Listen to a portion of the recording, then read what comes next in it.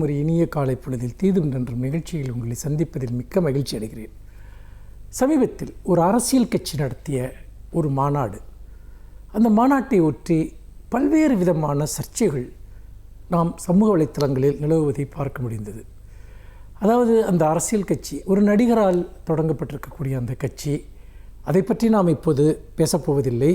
அந்த கட்சியினுடைய நோக்கங்களை பற்றி இப்பொழுது நாம் பேசப்போவதில்லை. ஆனால் அதை கடந்து அந்த மாநாட்டில் கலந்து கொண்ட இளைஞர்கள், அவர்களுடைய மனநிலை, இது சமூகத்தில் இருக்கக்கூடிய ஒரு மிகப்பெரிய நோய்மையின் அடையாளமாக இருக்கிறதா என்பதை பேச வேண்டிய பொறுப்பு நம் அனைவருக்கும் இருக்கிறது. என்ன நடந்தது அந்த மாநாட்டில் நீங்கள் பார்த்தீர்கள் என்று சொன்னால், மிகுந்த கட்டுப்பாடற்ற வகையில் அங்கு வந்திருந்த அந்த கட்சியினுடைய தொண்டர்கள் நடந்து கொள்வதை பார்க்க முடிந்தது. பெரும்பாலும் அவர்கள் இளைஞர்கள். அவர்கள் உண்மையில் அங்கு கிடந்த நாற்காலிகளை, அவர்கள் அமர்வதற்காக போடப்பட்டிருந்த நாற்காலிகளை எல்லாம் அடித்து நொறுக்கி இருக்கிறார்கள். மரங்களின் மீது ஏறியும் அபாயகரமான உயரங்களில் நின்றும் அவர்கள் அங்கு தங்களுடைய சாகசங்களை வெளிப்படுத்த முயற்சித்த காட்சியை பார்த்தோம். மாநாடு முடிந்து அங்கே கிடந்த அந்த தரை விரிப்புகள் மற்றும் கம்பிகள் உட்பட அனைத்தையும் பிடுங்கி எடுத்துக்கொண்டு அவர்கள் சென்ற காட்சியை கூட நம்மால் பார்க்க முடிந்தது. அந்த கட்சி நடத்திய இதற்கு முந்தைய மாநாட்டிலும் கூட இத்தகைய பல காட்சிகள் அரங்கேறின. அதோடு மட்டுமல்ல, நிறைய தொலைக்காட்சிகள் அல்லது சமூக ஊடகங்கள் அவை அங்கே வந்திருந்த தொண்டர்களிடம் பேட்டி எடுக்கிற போது அந்த நடிகரனுடைய பெயரை சொல்லி எல்லோரும் ஒரு பயங்கரமான ஒரு வெறிக்கூச்சல் போடுகிறார்கள். ஆனால் எதற்காக அந்த கட்சிக்காக அவர்கள் வந்திருக்கிறார்கள், அவர்கள் லட்சியம் என்ன, அந்த கட்சி என்ன சமூக மாற்றத்தை கொண்டு வரப்போகிறது, இதை பற்றி ஒரு குறைந்தபட்சமான ஒரு பார்வை கூட அந்தந்த இளைஞர்களுக்கு இல்லை. அந்த காணொலிகளை எல்லாம் நீங்களும் பார்த்திருப்பீர்கள். மிகவும் அதிர்ச்சிகரமாக இருந்தது அவர்கள் பேசுகிற விதம். இன்னொன்று எதற்காக அந்த கட்சியை ஆதரிக்கிறோம் என்பதை பற்றி அவர்களுக்கு எந்த விதமான ஒரு பார்வையும் இல்லை. இது எப்படி இப்படிப்பட்ட ஒரு இளைஞர்கள் கூட்டம் உருவானார்கள் என்பது மிகவும் ஆச்சரியமாக இருக்கிறது. பொதுவாக சினிமா ஒரு மிகப்பெரிய தாக்கத்தை எல்லா காலகட்டங்களிலும் இளைஞர்களிடம் உருவாக்கி வந்திருக்கிறது. ஆனால் அந்த சினிமா சமூக மாற்றத்திற்கான பல விதைகளை இட்டிருக்கிறது. உதாரணமாக, ஒரு காலத்தில் கலைஞர் வசனம் எழுதி வெளிவந்த பராசக்தி போன்ற படங்கள் தமிழ்நாட்டின் ஒரு மிகப்பெரிய சிந்தனை மாற்றத்திற்கே வித்திட்டன. அந்த காலகட்டத்தில் இத்தனைக்கு மக்கள் படிப்பறிவு குறைவானவர்களாக இருந்தார்கள். கல்வியுடைய வளர்ச்சி மிக குறைவாக இருந்தது. ஆனால் திரைப்படங்களின் மூலமாக அவர்கள் கல்வி பெற்று ஒரு சமூக மாற்றத்திற்கான அரசியல் பார்வைகளை கொண்டவர்களாக இருந்தார்கள். நம்முடைய கிராமங்களில் ஒரு காலத்தில் நீங்கள் பார்த்தீர்கள் என்றால், செய்தித்தாள்களை டீ கடைகளிலும் வைத்துக்கொண்டோ அல்லது முடிதிருத்துகிற கடைகளில் வைத்துக்கொண்டோ மணிக்கணக்கில் மக்கள் அரசியல் பேசினார்கள், அரசியல் சார்ந்த விவாதங்களில் ஈடுபட்டார்கள். இதையெல்லாம் நாம் கண்ணால் கண்ட காட்சி.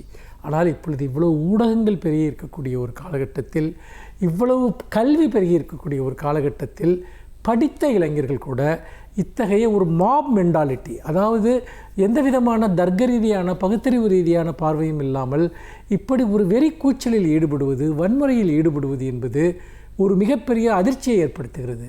இவர்கள் சமூக பொறுப்புகளுக்கு வருகிற போது அல்லது அவர்களுடைய குடும்பம் அல்லது வேலை சார்ந்த பொறுப்புகளுக்கு வருகிற போது அவருடைய அணுகுமுறை எப்படி இருக்கும் என்கிற ஒரு கேள்வியும் எழுகிறது. அரசியல் என்பதை ஒரு முழுமுற்றான கேளிக்கையாக, ஒரு தனிநபர் கவர்ச்சியாக இன்றைக்கு மாற்றப்பட்டிருப்பதை நாம் பார்க்கிறோம்.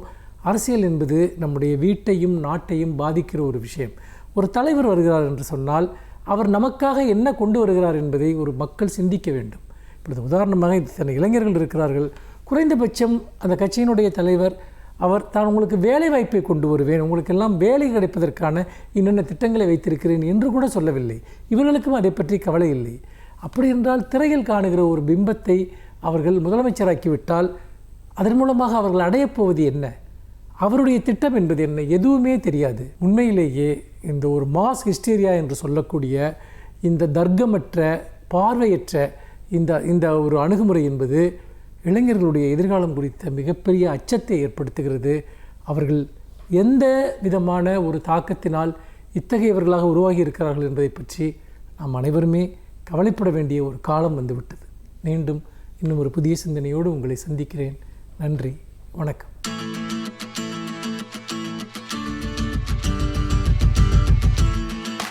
அனைவருக்கும் என் அன்பு வணக்கம்.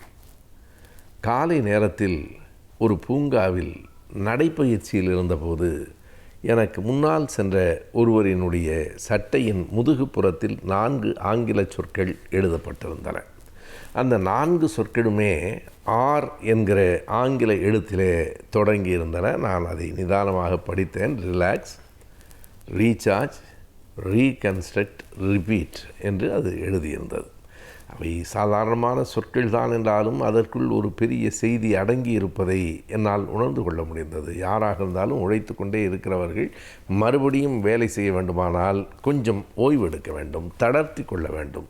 தளர்த்தி கொள்வது எதற்காக என்று அதற்கு அடுத்த சொல்லுகிறது. எல்லோருமே ஓய்வெடுத்து கொள்ள வேண்டும் என்று விரும்புகிறோம். ஆனால் ஓய்வு என்பது ஓய்வுக்காக மட்டுமே இல்லை. ஓய்வினுடைய நோக்கம் என்ன? ரிலாக்ஸ் என்பதற்கு பிறகு ரீசார்ஜ், புத்துணர்ச்சி பெறுங்கள். நீங்கள் அந்த ஓய்வில் மறுபடியும் உங்களை ஒரு புத்துணர்ச்சி உடையவராக மாற்றிக்கொள்ளுங்கள். நாம் பார்க்கலாம், நம் கைகளில் இருக்கிற கைபேசி தொடர்ந்து பயன்படுத்துகிறோம்.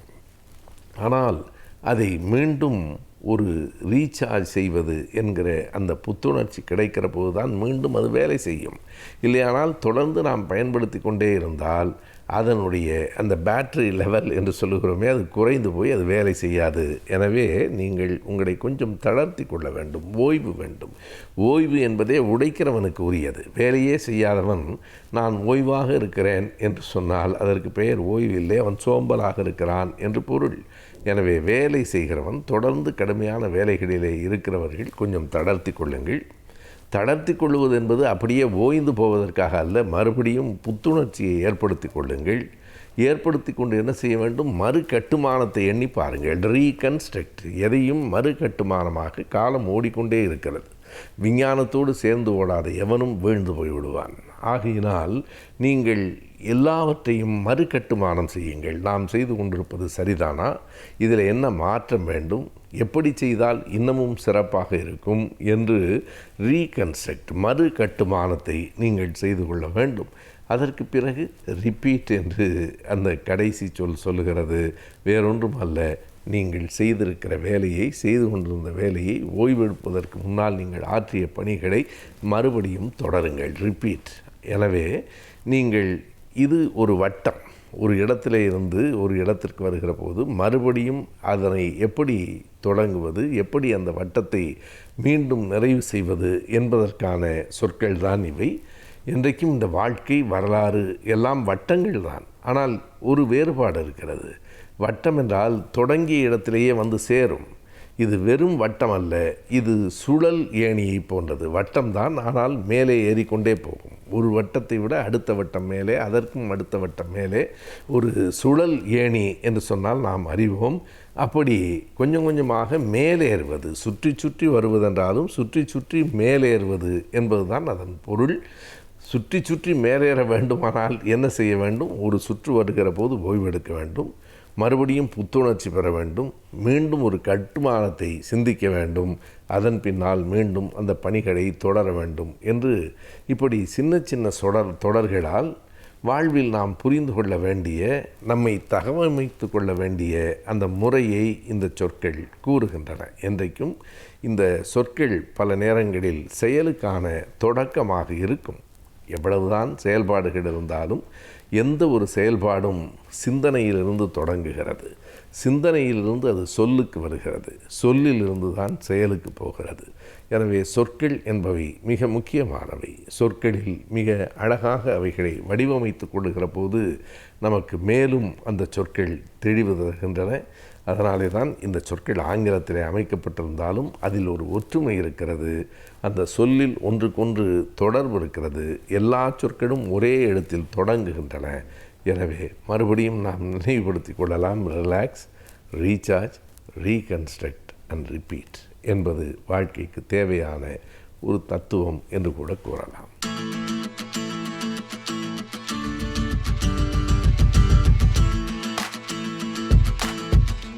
வணக்கம் நண்பர்களே. இன்றைக்கு ஒரு வித்தியாசமான எழுத்தாளர் எழுதிய ஒரு நல்ல புத்தகத்தினுடைய தகவல்கள் பற்றி பார்க்க போகிறோம். டாக்டர் ரிச்சர்ட் கால்சன், இவரை பற்றி நீங்கள் கேள்விப்பட்டிருக்கீங்களா இல்லையான்னு தெரியாது.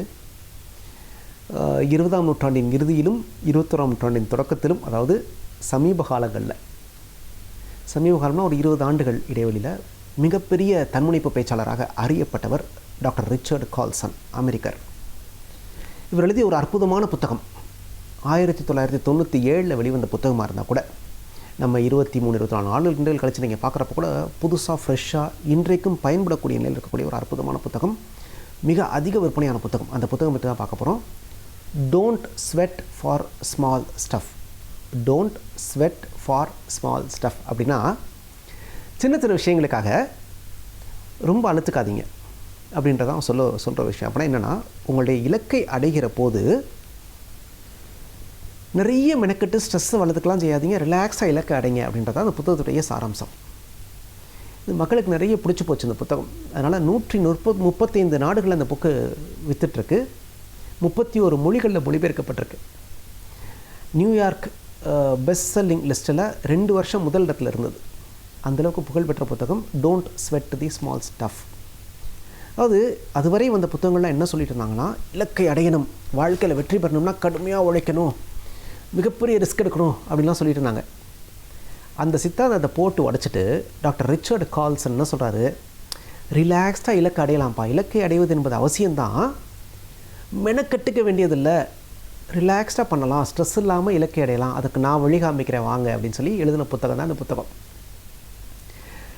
இந்த புத்தகம் ரொம்ப ஒரு எளிமையான நடையில் எழுதப்பட்டிருக்கக்கூடிய புத்தகம், ஒரு அருமையான புத்தகம், படிப்பவருக்கும் எளிய முறையில் நம்மளும் அடையலாமே நம்ம இலக்கை அப்படின்னு யோசிக்க வைக்கிற புத்தகம்.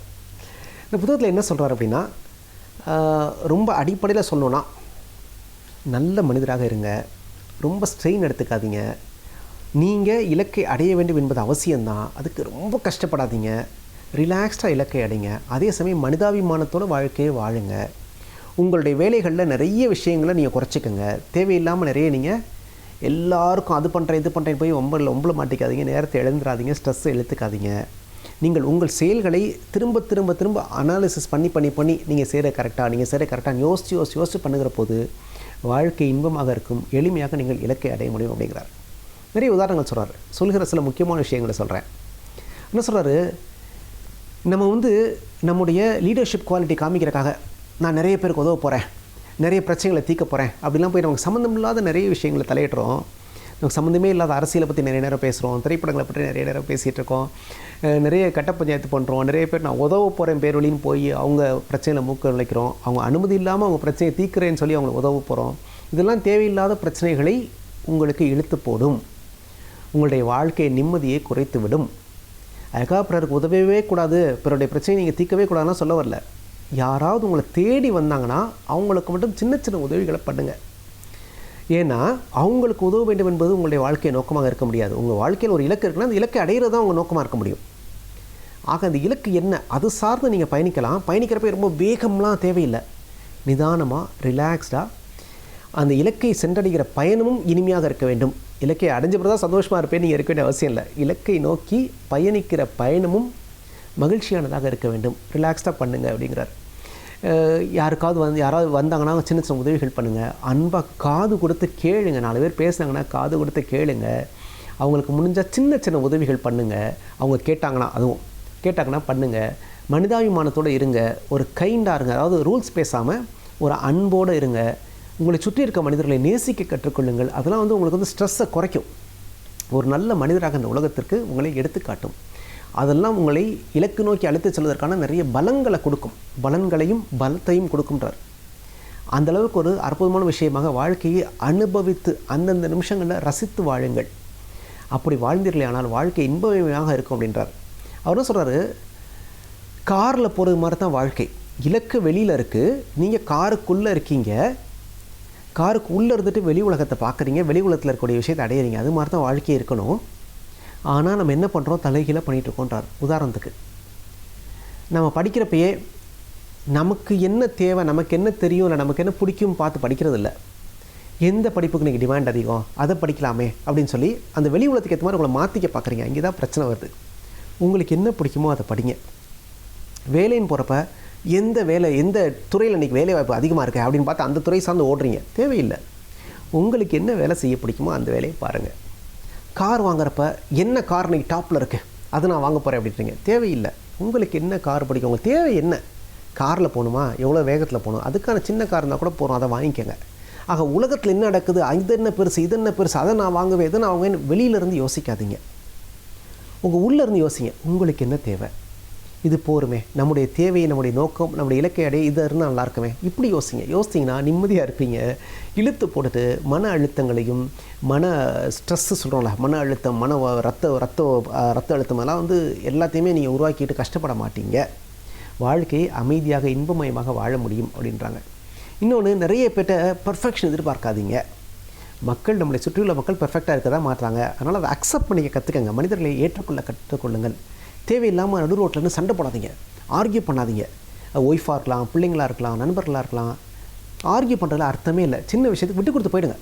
வேணுமா, ரைட், ஓகே, பண்ணிப்பா, உனக்கு பிடிக்குதா, பண்ணிக்கப்பா. இதில் நான் போய் நின்றுலாம் சண்டை போட வேண்டிய அவசியம்லாம் இல்லை. இப்போ ரோட்டில் போகிறீங்க, ஒருத்தன் மோதிட்டான், சரிப்பா, அடிபட்டுச்சாப்பா, பார்த்து போப்பா, போயிட்டே இருங்க. ஏன் வண்டியில் எப்படி மோதினா, நான் கரெக்டாக தான் வந்தேன், நீ தெரியாமல் வந்தேன், சண்டை போட்டுருந்தீங்கன்னா என்ன ஆகும்? அன்றைக்கி பொழப்பு கெடும். அது தேவையில்லைங்கிறார். விட்டு கொடுத்து போங்க. நான் அன்றைக்கி ஒருத்தர் வீட்டுக்கு போய் பார்த்தேன். பேஸ்ட்டு பின்னாடி இருந்து அவர் பிதுக்கிறாரு, பையன் நடுவில் பிதுக்கிறான், சண்டை வருது. பேஸ்ட் எப்படி தான் பிதுக்கணுன்றார். எப்படி பிதுக்கினா என்ன, பேஸ்ட்டு தானே, விட்டு கொடுத்து போங்க. சின்ன சின்ன விஷயங்களை விட்டு கொடுத்து போங்க. அதான் சொல்கிறார், don't sweat for small stuff. சின்ன சின்ன விஷயங்களுக்கு சண்டை போடாதீங்க, சின்ன சின்ன விஷயங்களுக்கு வியர்வை சிந்தாதீர்கள். நீங்கள் பெரிய இலக்கிற்காக பிறந்தவர், பெரிய போர்க்களத்தில் போரிடுவதற்காக நீங்கள் பிறந்தவர். அப்படிங்கிறப்ப சின்ன சின்ன சண்டைகளில் உங்களை தொலைத்து விடாதீர்கள்ன்றார். ரொம்ப அருமையான வாசகங்க, எழுதி வச்சுங்க. சின்ன சின்ன சண்டைகளில் உங்களை தொலைத்து விடாதீர்கள். நீங்கள் பெரிய போர்க்களங்களுக்காக பிறந்தவர். அது ரொம்ப முக்கியம். அங்கே சண்டையிடக்கூடிய போர்க்களம் உங்களுக்கு தகுதி இல்லாததாக இருந்துச்சுன்னா விட்டுட்டு போயிடுங்க. சின்ன சின்ன சண்டையெல்லாம் போட்டு இந்த வீட்டில் நம்ம டாய்லெட்டில் ரெஸ்ட் ரூமில் தண்ணி வைக்கல வாளியில் அப்படின்னு தரும் சண்டை நடக்கிற வீடெல்லாம் இருக்குது. அதெல்லாம் தேவையில்லை. வைக்கல அவ்வளோதான், ஓகே ஃபைன், அப்புறம் என்ன, அடுத்து என்ன? இதில் போய் நம்ம சண்டை போட்டுறக்கூடாது. நான் யார் தெரியுமா அப்படின்னு. செக்ரட்டரி நோட் எடுத்துகிட்டு வரல அப்படின்னு சொல்லி நான் திட்டக்கூடாது. நோட் எடுத்துகிட்டு வரலையாமா, நாளைக்கு நோட் எடுத்துகிட்டு வா, முடிஞ்சு போச்சு. நிறைய விஷயங்களை நீங்கள் அனாலிசிஸ் பண்ணி ரொம்ப பெர்ஃபெக்ஷன் எதிர்பார்க்காமல் போனீங்கன்னா வாழ்க்கை இனிமையாக இருக்கும் அப்படிங்கிறார். அதனால் போகிற போக்கில் வாழ்க்கையை ஏற்றுக்கங்க. ரொம்ப மெனக்கடாதீங்க, கஷ்டப்படாதீங்க, உங்களையும் கஷ்டப்படுத்திக்காதீங்க. சுற்றியுள்ள மனிதர்களை சந்தோஷமாக வைத்துக்கொள்ளுங்கள். அப்படி செய்கிற போது நீங்கள் இலக்கை அடைவதில் வலியே தெரியாது, அழகாக அடைஞ்சிடலாம், கஷ்டமே கிடையாது அப்படின்றார். வாழ்க்கை எவ்வளோ எளிமையாகவும் வாழ முடியுமா அப்படின்றத நீங்கள் இந்த புத்தகத்தை படித்து முடிச்சோட உங்களுக்கு உணர்வீங்க. அவ்வளோ நல்ல கருத்துக்களை நிறைய சொல்லியிருக்காரு. சண்டை போடாதீங்க, அடுத்தவங்களுடைய பிரச்சனை தலையிடாதீங்க. அடிக்கடி நீங்கள் உங்களை கேட்டுக்கொள்ள வேண்டிய கேள்வி என்னென்னா, நான் சரியான வேலையை செய்து கொண்டிருக்கிறேனா, இல்லை நான் செய்கிற இந்த வேலை என்னை இலக்கு நோக்கி பயணிக்க வைக்குமா, என்னுடைய இலக்கை அடைய உதவுமா? இந்த கேள்வி மட்டும் அடிக்கடி கேட்டுக்குங்க. ஏன்னா ஒரு நாளில் பாதி நேரம் நம் இலக்கிற்கு சம்மந்தம் இல்லாத வேலையை செஞ்சிட்ருக்கோமா. யாரோ ஒருத்தருக்கு உதவுறது, யாரோ ஒருத்தருக்காக ஆர்கியூ பண்ணுறது, பற்றியோ பேசுகிறது, சம்மந்தமே இல்லாமல் எங்கேயோ போய் நின்றுட்டுருக்குது. இதெல்லாம் நிறைய நடக்குதான் எல்லா மனிதர்கள் வாழ்க்கையிலையும். நம்ம திரும்ப கேட்டுக்கொள்ள வேண்டியது, நான் சரியான வேலை செய்துட்ருக்கேனா, என்னுடைய இலக்கை அடைவதற்கு இந்த வேலை உதவுமா, இந்த சின்ன சண்டையை நான் போட்டு தான் ஆகணுமா, இது எனக்கு தேவைதானா, இது அப்படி மாற்றி பண்ணால் எனக்கு பயனுள்ளதாக இருக்குமே. இந்த மாதிரி அடிக்கடி உங்களுக்குள்ளேயே யோசிங்க.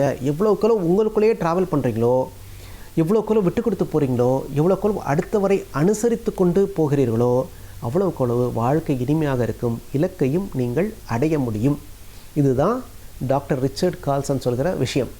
இந்த ரொம்ப அருமையான புத்தகங்க. வாழ்க்கையில் முடிஞ்சவர்க்கா படித்து பாருங்கள். Don't sweat for small stuff. கீழே ஒரு லைன் போட்டுருக்கார், at life is full of small stuff அப்படின்றார். வாழ்க்கை முழுது மாதிரி சின்ன சின்ன விஷயங்கள் தான் இருக்க போகுது. ஆனால் நம்ம சின்ன விஷயங்களுக்காக வேர்வை இழக்கக்கூடாது. நாம் பெரிய போர்க்களங்களுக்காக பிறந்தவர்கள்.